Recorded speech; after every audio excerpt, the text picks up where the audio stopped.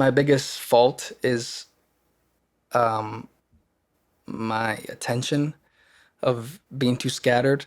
And so I even got my phone I got rid of all the apps. Like you can keep them, but you can take them off the home screen. Mm-hmm. I deleted all, like you can make little boxes and put a bunch in the little Mm-hmm. box. I recently just got rid of all of those. So now when I open my phone, all I see is the email, the MyFitnessPal, and then the Casting Networks app and the Actors Access app, and that's all I see. And because usually when I open up, and now when I see my fiance's phone when I'm laying next to her and I see her looking at her phone and I see all her apps, I'm like, oh, it makes you feel good. And and I'm like, why does that make me feel good just looking at all of her apps? And then I remember listening to something where someone said it's like a carnival in your pocket. You can just look at that thing, open it up, and anything your heart desires, anything you want to know, anything you want to be entertained by. I mean, especially it's not talked about enough, but a porn addiction, it's just all there, and it can take your attention. Your focus can be in something so good, like trying to find God, trying to figure out the scene, trying to figure out a play, trying to, you know, and then your phone, boom, your mind is just scattered, and you're like, what the heck was I gonna do? And then it's so easily. So I just tried to simplify it. I understand people that just don't want a smartphone anymore and they just want to go back to the flip or even the BlackBerry. I'm pretty close to that. And just taking photos. I have 18,000 photos. Ridiculous. And so I can see a beautiful moment and I'll go, chicka. And then I'll be like, all right, on to the next where I could just like soak that in, like a beautiful sunset. Yeah. I try not to take a photo of beautiful sunsets anymore that really hit me. Like on the way here, when I was driving to come see you on the highway, there's this beautiful sunset, this beautiful like orange and green or pink. I don't know what it was.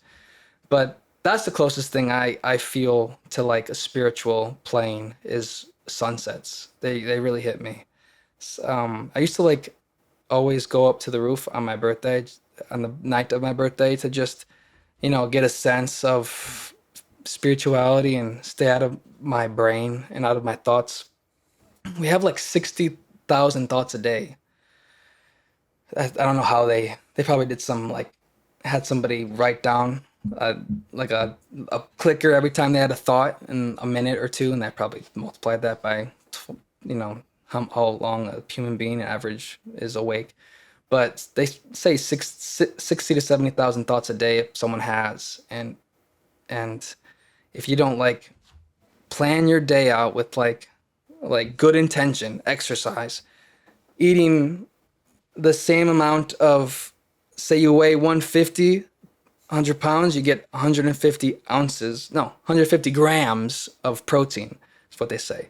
Get that protein in, get that exercise in, stretch, read something that'll benefit you. If I don't know if it's a classic like Steinbeck or Covey. Mm-hmm. Stephen Covey. Going to be book of the episode. Yeah, This episode. 7 Habits. I could never get through that dang book. It's a tough book. It's a tough read. Mr. C, that's Playoffs West. They it's like the Holy Grail next to the Meisner book. Yeah, and next to Stella Adler's book. But yeah, reading's so important because, like I said, you have so many thoughts a day.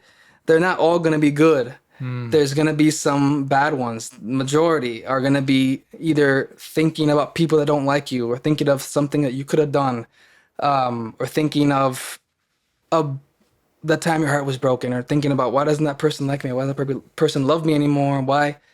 Why doesn't this teacher like me? Why doesn't that person say yes to me for the play? It's the mind is so scattered, and it's so important to get a dang planner. I don't use the planner, but I have it. And some months I have a good time with the planning, and some days I just let Jesus take the wheel. And I realize if you just let things play out, there's like a saying. It goes, if you don't plan, you'll plan to fail. Oh, or something. Yeah. If you fail to plan, you plan to fail. Yeah. So it's like, you have to structure your day out, especially as with intention. You gotta have intention, and especially as an actor, because you have to be flexible in your scheduling, and you also need some kind of roots to stay grounded, or this town will chew you up. Um, and I don't know if that's in all areas of life, but I can only talk about how I'm living my life as an actor.